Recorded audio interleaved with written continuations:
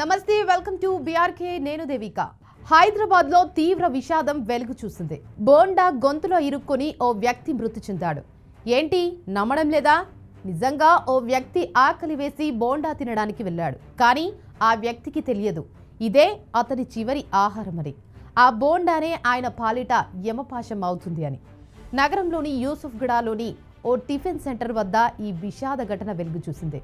స్థానికుల సమాచారంతో ఘటనా స్థలానికి చేరుకున్న పోలీసులు మృతదేహాన్ని స్వాధీనం చేసుకుని ఘటనపై కేసు నమోదు చేసి దర్యాప్తు చేస్తున్నారు. ఇక ఈ ఘటన ఎలా జరిగింది? ఇది యాదృచ్ఛికంగా జరిగిన ప్రమాదమా, లేక టిఫిన్ సెంటర్లో జరిగిన పిండి పదార్థపు బోండా లోపమా అనేది ఇప్పుడు తెలుసుకుందాం రండి.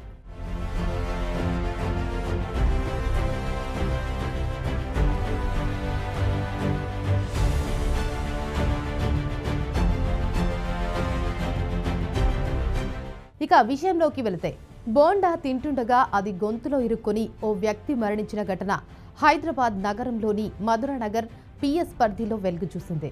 వివరాల్లోకి వెళ్తే, రహమత్ నగర్ ఎస్పీఆర్ హిల్స్లో నివాసం ఉంటున్న దాసరి రమేష్ అనే వ్యక్తి లారీ డ్రైవర్గా పనిచేస్తూ జీవనం సాగిస్తున్నాడు.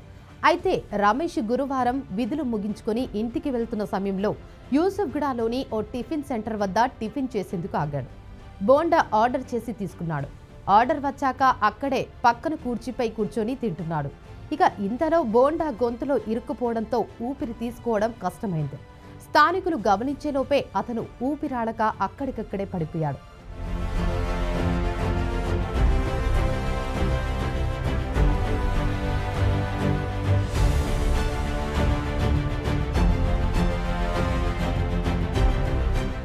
అక్కడున్న స్థానికులు వెంటనే పోలీసులకు సమాచారం ఇవ్వగా హుటాహుటిన ఘటనా స్థలానికి చేరుకున్న పోలీసులు రమేష్ ను పరిశీలించారు.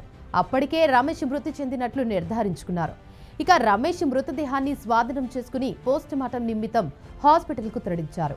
ఈ ఘటనకు సంబంధించిన దృశ్యాలు మొత్తం టిఫిన్ సెంటర్ వద్ద ఉన్న సీసీ కెమెరాలో రికార్డు కావడంతో వాటి ఆధారంగా పోలీసులు దర్యాప్తు చేస్తున్నారు. టిఫిన్ చేద్దామని వెళ్లిన వ్యక్తి తిరిగి రాని లోకాలకు వెళ్లిపోవడంతో స్థానికంగా ఆ ఘటన తీవ్ర విషాదాన్ని నింపింది. ఇక గతంలో కూడా నవంబర్ నెలలో హైదరాబాద్లోనూ ఇలాంటి ఘటన చోటు చేసుకుంది. చపాతీ రోల్ గొంతులో చిక్కుకొని సికింద్రాబాద్లో ఓ విద్యార్థి ప్రాణాలు కోల్పోయాడు. టివోలి థియేటర్ సమీపంలో ఉన్న ఓ ప్రైవేటు స్కూల్లో చదువుతున్న విరాన్ జైన్ అనే 6వ తరగతి విద్యార్థి లంచ్ సమయంలో ఇంటి నుంచి తెచ్చిన చపాతీ రోల్ తింటుండగా అది గొంతులో ఇరుక్కుపోయింది. దీంతో శ్వాస ఆడక ఇబ్బంది పడ్డాడు. స్కూల్ సిబ్బంది వెంటనే దగ్గరలోని ఆసుపత్రికి తరలించే సమయంలో మధ్యలోనే విరాన్ జైన్ చనిపోయాడు.